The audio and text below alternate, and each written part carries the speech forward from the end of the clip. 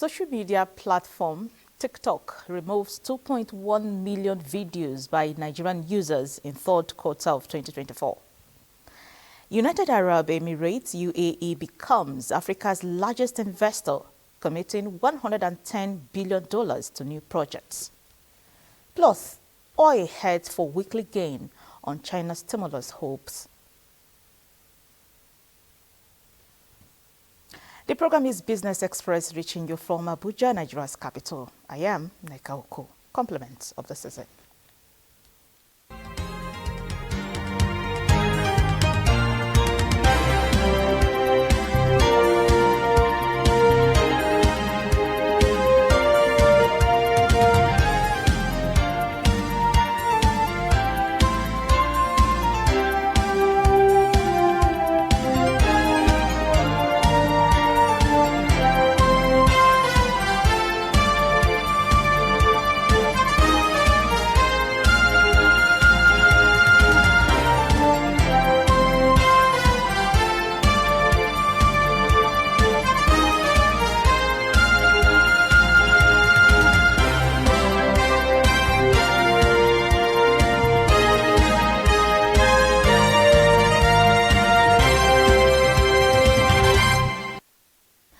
Welcome to the program. The United Arab Emirates (UAE) has become the largest investor in new business projects in Africa, committing $110 billion in various ventures between 2019 and 2023. According to Middle East Monitor, this includes $72 billion for renewable energy, surpassing investments by the UK, France, and China. The Guardian, citing FT Locations, a provider of investment promotion and economic development data and digital solutions for the foreign and domestic direct investment industry, said UAE companies have pledged $110 billion in projects across Africa, outpacing traditional investors such as the UK, France, and China. ByteDance's short video platform TikTok said it removed 2.1 million videos posted by Nigerian users in the third quarter of 2024 for violating its content policy. According to the platform, Nigeria was among the top 50 countries where videos violating its policies emanated from in quarter 3. In total, 147.8 million videos were removed globally for the period under review. In its Community Guidelines Enforcement Report, the company said the top 50 markets recorded to have violated its policies accounted for approximately 90% of all content removals for the quarter. The removed content was said to have violated one or more of TikTok's policies, which center around integrity and authenticity, privacy and security, mental and behavioral health, safety and civility, among others. And next is our discussion segment, where Benny Adams engaged Dr. Asogbon Oluwayomi, a cybersecurity expert on financial fraud and scam, especially in this festive season. Over to you, Benny. Now to the conversation of the day. Fraud is a growing concern in Nigeria, with scammers constantly developing new tactics to get people to part with their hard-earned money. Meanwhile, government and stakeholders at all levels have initiated steps and working tirelessly to combat financial fraud and scams of all sorts. How do we identify fraudulent activities? And to discuss and give insights to financial fraud and all sorts of scams, we have Dr. Asogbon Oluwayomi. He is a cyber security expert. You're welcome to Business Express. Thank you. It's my pleasure being with you in the studio. Okay, great, Doctor. I've had opportunity to listen to you talk about cybersecurity and the threat that is inherent in not just public spaces, but virtually everywhere. Each and every one of us have one or two devices we work with, from your personal computers to your phones and all of that, and we are exposed to all sorts of scams, but particularly financially in transacting with our banks. How serious is the situation? Paint a scenario for us in Nigeria. Yeah, good morning once again. When you talk about financial fraud and scam, this is a prevailing issue in Nigeria in the modern days due to the use of modern technology to ensure the innocent Nigerians fall a victim of this serious matter. Now, we've had cases where you see people in the bank crying that my money is missing, and we cannot really lay hands on someone who has really perpetrated this particular crime. And by the time you get to the bank, you discover that the bank will tell you, okay, this case, we've reported it to the fraud unit. In 48 hours, we'll get back to you. But I want to tell you, from cases we have handled in the past, we discovered that majority of this issue is caused by the customer themselves, in the sense that when you compromise your credentials, you compromise your digital assets, you become a vulnerable gadget to the scammers. Take, for instance, you give someone your ATM. The ATM as a machine, as a card, has three major informations. These informations, one of them is PAN, personal authentication number. 2, the expiring date. 3, the CVV, which is the credit verification value. These three details is what makes that ATM, not the plastic ID card or the plastic itself. So if you give someone your ATM to go to the bank and collect money from you, and the person is malicious in nature, the person can just easily, write down the 16 digits, which is the PAN, the expiring date, and at the back of it, which is the CVV, the 3 digits, and write it down, and return back your ATM and the money you asked him to go and collect for you and give it to you. But I want to tell you, the remaining money in the bank is not your own. In the sense that with that information in his hand, this same person can go to the internet and purchase a lot of things with the remaining amount of money in that account. So it is always good we guide against compromising our credentials in today's world that we are living.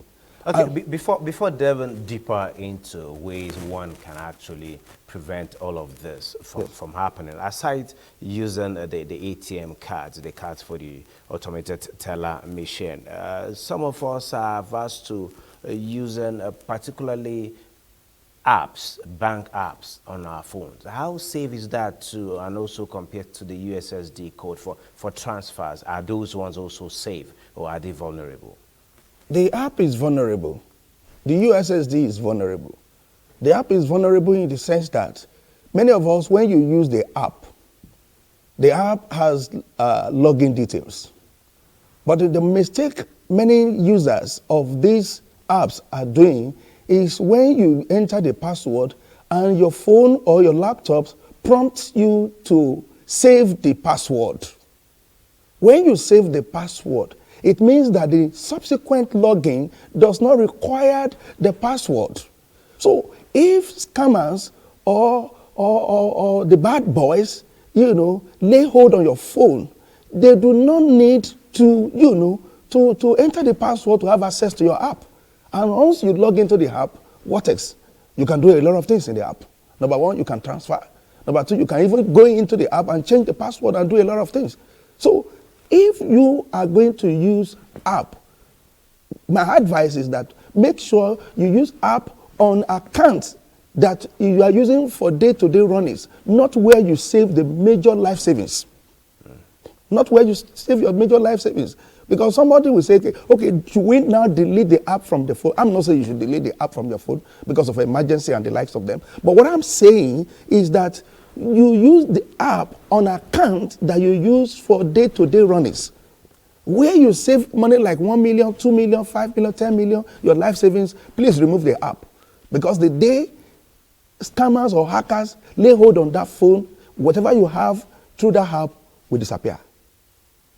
Thank you. Okay, now from the ATM cards now to the apps, can you tell us what steps one should take? Yes, you've started mentioning some of those steps. Can you give us more tidbits on how to safeguard all of these devices against hackers? Preventive measures.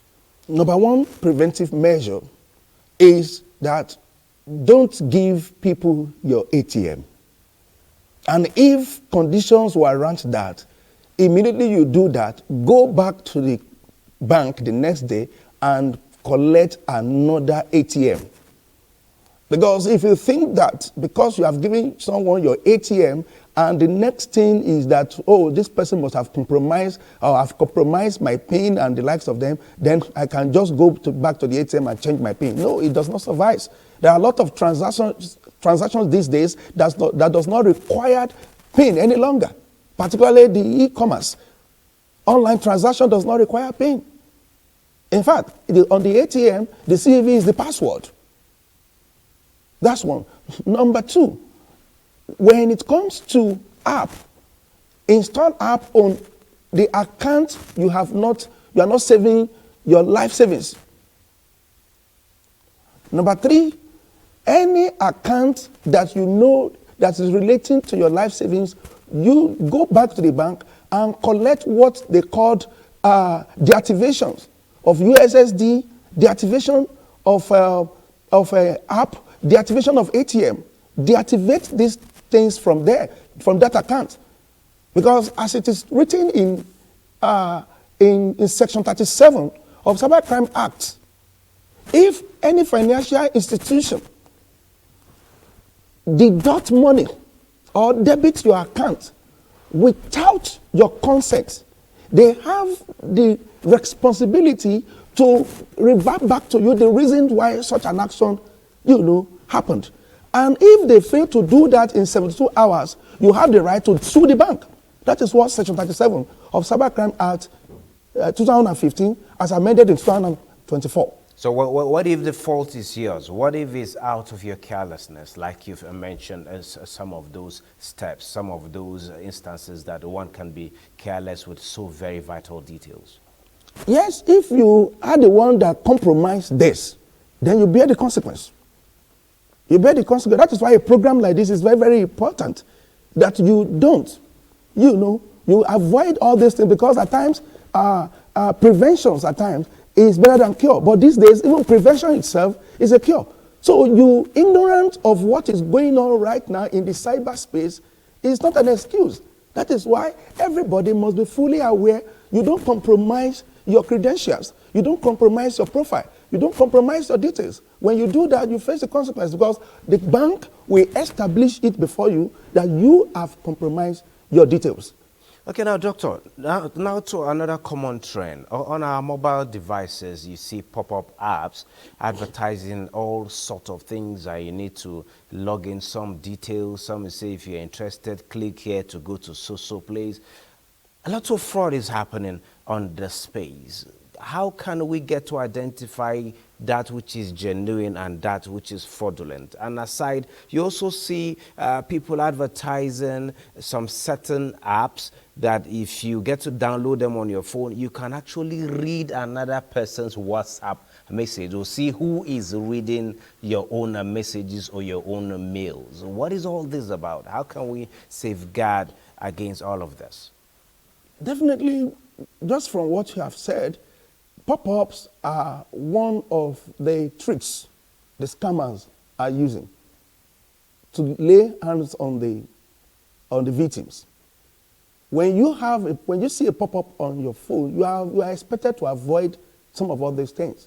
And you can also go into the settings of your phone to disable some of all these things. Because when you permit them, they keep coming.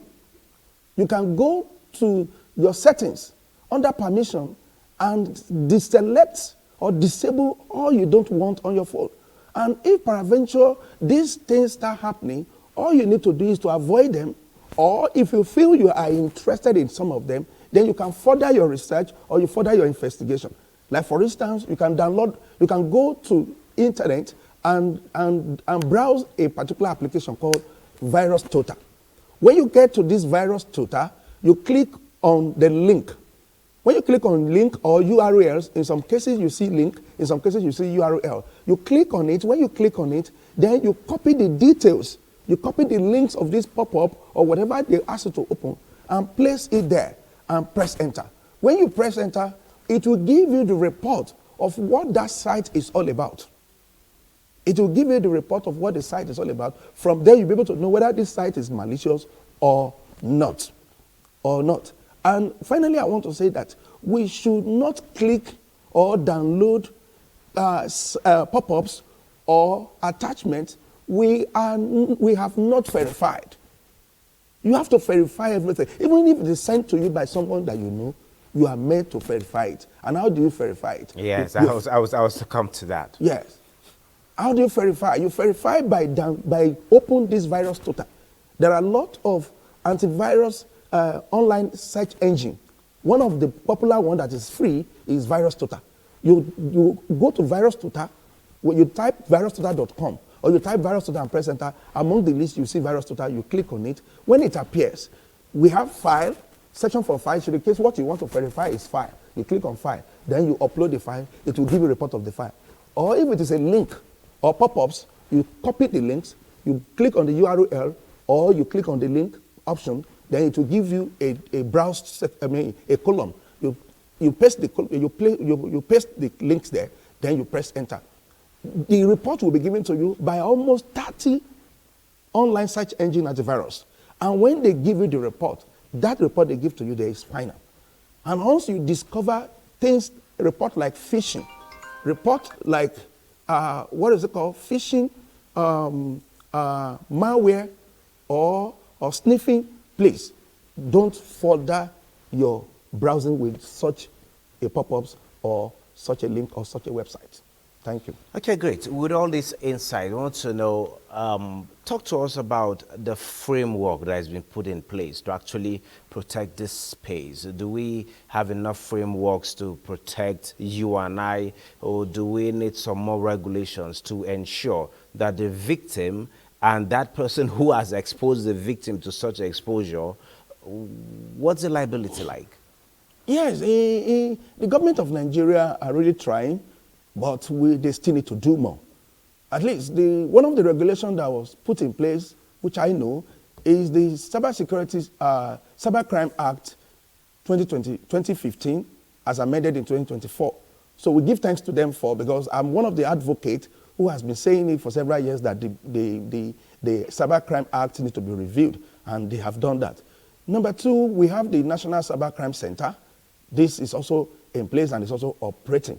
But aside this, my recommendation to government is to invite the financial institution and look at how financial institutions can really regulate the operations in a way that customers who have negligently fallen a victim of these cyber crimes are kind of, having a solace. What do I mean, for instance? If someone, for example, has compromised his ATM and eventually fall a victim, and all that the bank is telling him is that you have compromised your ATM, does it supposed to end there? No. The bank is also expected to further their investigation and see how this person can be brought to book. That's one. Number two, the financial institution should upgrade their customer care, operations. Should upgrade their customer care operations. Number three, the financial institution should have a number that can be reached at any time Nigerians or citizens fall a victim of this. Because if you say you will want fall a victim, anybody can fall a victim. It can be at the gunpoint that you compromise your ATM or you compromise your financial whatever. So what does the bank or financial institution need to do? How do they help you for this? How do they monitor, like now, one of them, thanks to one of them now, who has added two-factor authentication. They've added the two-factor authentication to their operations that even when you enter with password now, you will still be asked to enter the six code, which is 6 digits, which will be sent to the person's telephone number. So if it's sent to the person's telephone number and it's not the scammer's telephone number, then how will the scammer now have access to it? So that is one of them. But aside this, they need to create more awareness, just as we are doing right now. More awareness should be given, should be created to Nigerians. I can volunteer myself. We can have a national programs where we go around the whole Nigeria to, create awareness about cybercrime. It's a serious issue. People need to be aware of what is going on in the cyberspace as we speak today. Yes, Dr. Oluwayomi, talking about enlightenment, which is one of it that we are doing now at this particular point in time. I want us I want you to take us through the dangers and how to actually prevent it. Virtually everything today, plus broadcasting, businesses are going online. The online space is where the market is for today. And with artificial intelligence, we are seeing a whole lot of disruptions in the whole process, where someone can clone an identity, someone can clone an account and claim to be someone who is not. What is your advice in handling these spaces? What is the level of knowledge we should have about artificial intelligence and how to verify which is real and which is not? Just on a closer note. Yes. One thing I want to say that you can actually do to prevent all these menace is to ensure that your email, which is the center box of your communication, is safeguarded. Once your email, for instance, is compromised, the entire communication process about you will be compromised. So you have to safeguard your email. I want to ask a question. Is there anything you do online now without email? If you want to do anything with anybody, you'll be asked to supply your email. So the email become a central post office for all your activities.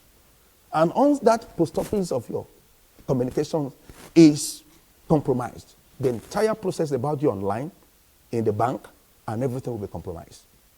So you have to do that. And how do you safeguard your email? Number one, don't download any attachment without verification. Number two, let there be 2FA, two-factor authentications on your email. Number three, even there is a pass key now. Make sure you set a pass key on your email. And number four, ensure before you answer yes or no on any pop-ups that ask you, read very well. It's the latest trend now. It's a trend now. You just see a pop-up on your phone, you have to click yes or no. Don't click yes. If you click yes, you are the one that gives access to your digital assets. So you have to do that. And concerning AI, you see, AI still has some human control. In other words, your major orientation, knowledge about AI will safeguard you from most of these issues. I want to say this.